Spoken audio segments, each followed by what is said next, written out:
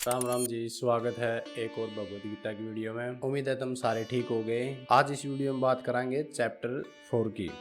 Chapter 1 2 3 मैंने पूरे कर दिए हैं। अगर आपने वे नहीं देखे हो तो प्ले लिस्ट में जाकर उन्हें देख सको हो। मैं इस वीडियो की डिस्क्रिप्शन में उसका लिंक दे दूंगा प्ले लिस्ट का, और जाकर आप देख सको हो। चैप्टर 1 2 3 के सारे श्लोक मैंने पूरे कर रखे हैं। आज इस वीडियो में बात कराएंगे चैप्टर 4 के 1 से लेकर 10 श्लोक की। इसमें पहले श्लोक में क्या बताया गया है, श्री कृष्ण अर्जुन ते बताना लाग रहे हैं, उन्हें समझाना लाग रहे हैं। इसमें पहले श्लोक में क्या बताया गया है, श्री भगवान बोले मैंने यह अविनाशी योग विविस्वान को सिखाया था। फिर विविस्वान ने अपने पुत्र मन्नु को और मन्नु ने अपने पुत्र इक्ष्वाकु को सिखाया। इस श्लोक में क्या बताया गया है, श्री कृष्ण अर्जुन ते बताना लाग रहे हैं कि जो मैंने भगवत गीता का जो ज्ञान था मैंने ये सूर्यदेव तो सिखाया था। सूर्यदेव ने अपने पुत्र मनु तो सिखाया था, मनु ने अपने पुत्र तो सिखाया था ये भगवत गीता ज्ञान। तो इस श्लोक में नहीं बताया गया है। डीप कराएंगे दूसरे श्लोक की बात। इसमें क्या बताया गया है, हे परमपथ, इस तरह परंपरा के अनुसार इस योग को राज ऋषियों ने जाना, किंतु बहुत समय बीत जाने के कारण यह योग इस मनुष्य लोक में लुप्त हो गया। इस श्लोक में क्या बताया गया है, इस श्लोक में श्री कृष्ण अर्जुन ते बताने लग रहे हैं, ये बताओ कि इस तरह जो परंपरा चलती आई है, जैसे मनु ने अपने पुत्र को सिखाया, उसके पुत्र ने और किसे सिखाया था, न्यू यो राज ऋषि दौरा आया और उन तक आगे बढ़ा। बहुत समय बीत जाने के कारण यो ज्ञान मनुष्य लोक में लुप्त हो गया, गायब हो गया, इसकी कोई बात नहीं करता। तो इस श्लोक में न्यू बताया गया है। इस कराएंगे हम तीसरे श्लोक की बात। इसमें क्या बताया गया है, तू मेरा भगत और प्रिय मित्र है, इसलिए वह प्राचीन योग आज मैं तुम्हें बताता हूँ, क्योंकि यह बड़ा रहस्यमय और उत्तम योग है। तीसरे श्लोक में बताया गया है कि श्री कृष्ण अर्जुन से बताने लग रहे हैं कि तू मेरा भगत है, प्रिय मित्र है, इसलिए वह जो प्राचीन योग है आज मैं तुम्हें बता रहा हूँ। मतलब प्राचीन योग का जो बात हुई है वह भगवत गीता की बात हुई है, वो मैं तने बताने लग रहे हैं, क्योंकि यह रहस्यमय और उत्तम योग है। मतलब यो एक रहस्यमय योग है, रहस्यमय ज्ञान है, वो जो मैं तने बताने लग रहा हूँ। तू मेरा मित्र है, तू मेरा भगत है, इसलिए मैं तने बताऊँ। तो इस श्लोक में नहीं बताया गया है। ये कराएंगे अगले श्लोक की बात, चौथे की। इसमें क्या बताया गया है, अर्जुन बोले आपका जन्म तो इस काल में हुआ और विविस्वान का जन्म तो बहुत पुराना है, फिर यह बात मैं कैसे मान लूँ कि आपने ही सृष्टि के आरंभ में विविस्वान को इस योग का ज्ञान दिया। इस श्लोक में क्या बताया गया है, अर्जुन श्री कृष्ण से सवाल पूछने लग रहे हैं कि आपका जन्म तो इस काल में हुआ, मतलब आपका जन्म इस काल में हुआ है, और विविस्वान का जन्म तो बहुत पुराना है, वो दूसरे काल में जन्म हुआ था। फिर मैं ये बात क्यों कर मान लूँ कि आपने सृष्टि की आरंभ में विविस्वान मतलब सूर्य देव को ये ज्ञान कैसे दिया। तो इस श्लोक में नहीं बताया गया है। ये है अगला श्लोक 5वां। इसमें क्या बताया गया है, श्री भगवान बोले हे अर्जुन, तेरे और मेरे कई बार जन्म हो चुके हैं, किंतु हे परमपत उसे मैं जानता हूँ पर तू नहीं जानता। तो इस श्लोक में क्या बताया गया है, श्री कृष्ण अर्जुन तो बताओ है कि जो तेरा जन्म हो रहा है, मेरा जन्म, कई जन्म हो चुके हमारे, हम कई बार मर लिए और कई बार हमारे जन्म हो लिए, लेकिन तू मैं परमपत उसे जानता हूँ, मतलब मैं उसने जानो हूँ पर तू नहीं जानता।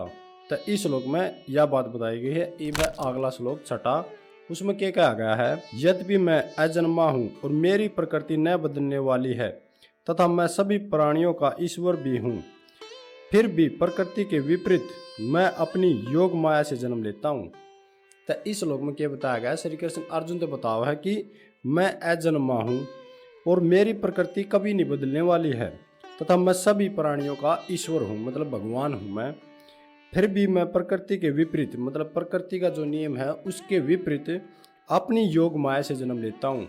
मतलब नहीं बताना चाहो कि मैं अजन्मा हूँ और मैं एक प्रकृति कुछ नहीं कर सकती, और मैं प्रकृति के विपरीत जाकर मैं इस लोक में, मतलब धरती लोक पर जन्म लूँगा अपनी माया के कारण।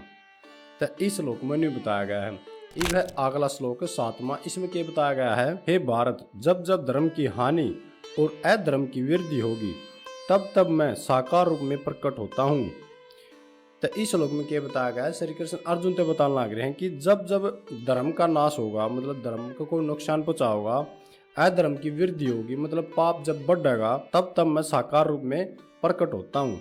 तो इस श्लोक में नहीं बताया गया है। यो श्लोक बहुत फेमस है, आपने फिल्मों में भी सुना होगा, यदा यदा ही धर्मस्य। तो इस श्लोक में नहीं बताया गया कि मैं जब जब हानि बढ़ेगी और धर्म का नाश होगा, जब मैं जन्म लूंगा इस धरती पर।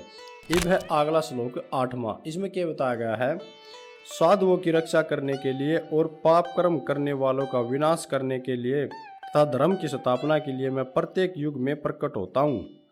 तो इस श्लोक में क्या बताया गया है, श्री कृष्ण अर्जुन को बताने लग रहे हैं कि साधुओं की रक्षा करने के लिए और पाप कर्म करने वालों का विनाश करने के लिए, मतलब जो साधु संतों हैं, मान बुद्धिमान आदमियों हैं, उनकी रक्षा करती, और जो पापियों हैं, जो अधर्म फैलावा हैं, उनका विनाश करती, धर्म की स्थापना करती मैं हर युग में जन्म लिया करूँ। इसमें नहीं बताया गया कि मैं प्रत्येक युग में प्रकट होता हूँ।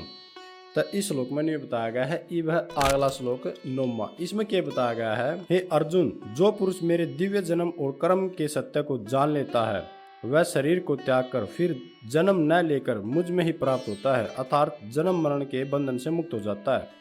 तो इस श्लोक में क्या बताया गया है, श्री कृष्ण अर्जुन से बताने लग रहे हैं कि हे अर्जुन, जो पुरुष मेरे दिव्य जन्म और कर्म को सत्य को जान लेता है, मतलब जो मेरी माया ने जान ले है, मन समझ ले है, मेरे ज्ञान ने समझ ले है, तो वो मरने के बाद शरीर त्याग देता है, पर उसका कदे जन्म नहीं होता, वो मोक्ष न प्राप्त कर जाए है, अर्थात जन्म मरण के बंधन से मुक्त हो जाता है। तो इस श्लोक में नहीं बताया गया है। इब है अगला श्लोक 10वां, इसमें क्या बताया गया है, राग भय और क्रोध से मुक्त मेरे आश्रम में आकर मुझ में विलीन होकर तथा ज्ञान रूप तत्व से पवित्र होकर बहुत से भक्त मेरे स्वरूप को प्राप्त कर चुके हैं।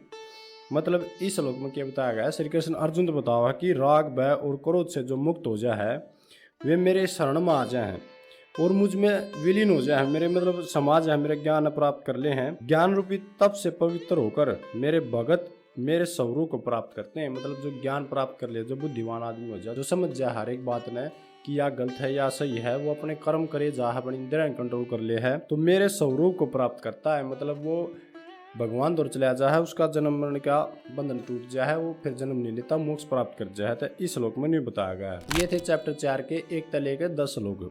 अगर इन श्लोक का आपने कुछ समझ में नहीं आया हो तो मेरे तक कमेंट करके पूछ सको हो, मैं उसने बताऊंगा। अगर आपने पिछली वीडियो नहीं देखी हो तो उन्हें जाके देखो, मैंने चैप्टर 1 2 3 पूरा कर रखा है, उन्हें जाकर सुनो समझो। जब चैप्टर 4 आपने समझ में आओगा बढ़िया डला कि इसमें क्या चल रहा है। अगर यह वीडियो अच्छी लगी हो तो लाइक करियो, शेयर करियो और चैनल सब्सक्राइब करियो कि आने वाली वीडियो में मैं पूरी भगवद गीता अपने पढ़ के सुनाऊंगा।